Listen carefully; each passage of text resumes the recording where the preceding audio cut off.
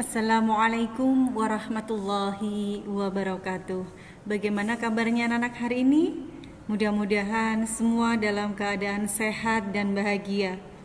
Pada pertemuan kali ini kita akan belajar tentang tema 6 subtema 3. Sebelum kita lanjutkan, marilah kita awali dulu dengan membaca basmalah bersama-sama. Bismillahirrahmanirrahim.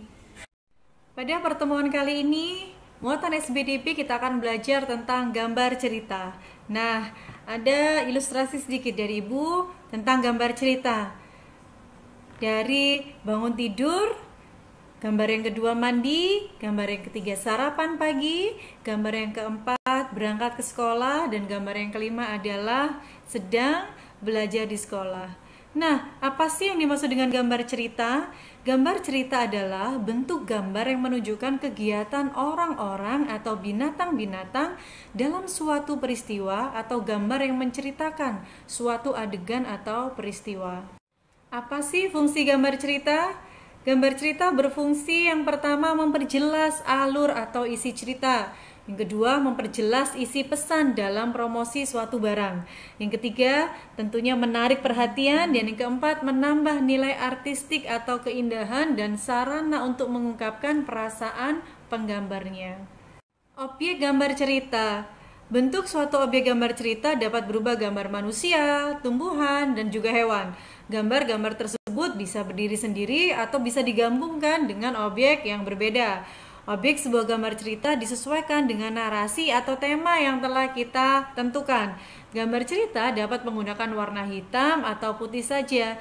Dalam pembuatan gambar cerita juga dapat menggunakan teknologi digital maupun menggunakan lukisan tangan.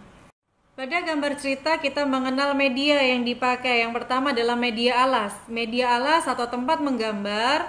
Kalian dapat menggunakan kanvas, kain, kertas, kaca, komputer, dan sebagainya. Yang kedua adalah media pewarna. Pada media pewarna ada dua teknik yang kita pelajari. Yang pertama adalah teknik kering. Media pewarna tanpa menggunakan pengencer atau air. Teknik ini tidak membutuhkan alat tambahan untuk mengaplikasikan pada media alas. Apa saja yang dipakai? Termasuk teknik kering, pensil warna, spidol, pulpen, krayon, dan lain sebagainya. Yang kedua adalah teknik basah.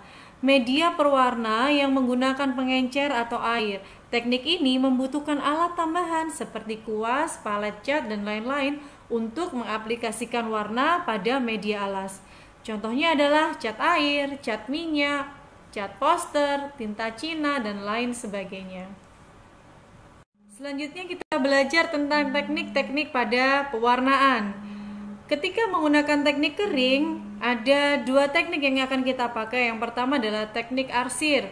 Teknik ini dilakukan dengan menorehkan pensil atau spidol berupa garis-garis berulang yang akan menimbulkan kesan gelap terang dan kesan adanya dimensi. Yang kedua adalah teknik blok. Teknik ini akan menutup gambar dengan satu atau lebih warna sehingga menimbulkan kesan siluet. Pada gambar yang menggunakan teknik basah, biasanya menggunakan teknik sapuan basah yang membutuhkan kuas dalam mengaplikasikannya. Materi selanjutnya adalah memahami gambar cerita. Nah, untuk memahami sebuah gambar cerita, kita harus memahami tema atau gagasan yang terdapat di dalam gambar cerita tersebut. Sebuah gambar cerita akan ditampilkan sesuai tema agar pembaca bisa memahami isi atau pesan dalam cerita dan membayangkan karakter tokoh dalam cerita tersebut. Biasanya gambar yang ditampilkan adalah penggalan cerita yang paling menonjol. Nah, ini ada beberapa contoh gambar yang menggunakan teknik kering. Yang sebelah kiri menggunakan krayon, sebelah kanan menggunakan ballpoint atau spidol, yang bawah menggunakan pensil. Sudah punya gambaran tentunya anak-anak ya? Nah, contoh kali ini adalah contoh yang menggunakan teknik basah. Bisa menggunakan kertas gambar atau kanvas dengan pengaplikasian cat minyak, cat air, ataupun cat poster. Sudah bisa membedakan sekarang teknik basah dan teknik kering? Oke, tentunya bisa. Nah, pada slide yang ini Ibu memberi contoh teknik kering dengan teknik asir dan teknik dusel. Apa sih perbedaannya? Gambar yang sebelah kiri adalah teknik asir dan gambar yang sebelah kanan adalah teknik dusel. Teknik asir, cara menggambar dengan garis menyilang atau sejajar untuk menentukan gelap terang sebuah objek gambar sehingga tampak seperti 3 dimensi. Sedangkan yang sebelah kanan, teknik dusel, cara menggambar yang menentukan gelap terang objek gambar menggunakan pensil gambar yang digoreskan dalam posisi miring atau rebah. Oke? Alhamdulillahirabbil alamin. Terima kasih anak-anak, pelajaran kita pada hari ini telah usai. Mudah-mudahan apa yang sudah kita pelajari bersama senantiasa teriring ridho Allah Subhanahu wa taala.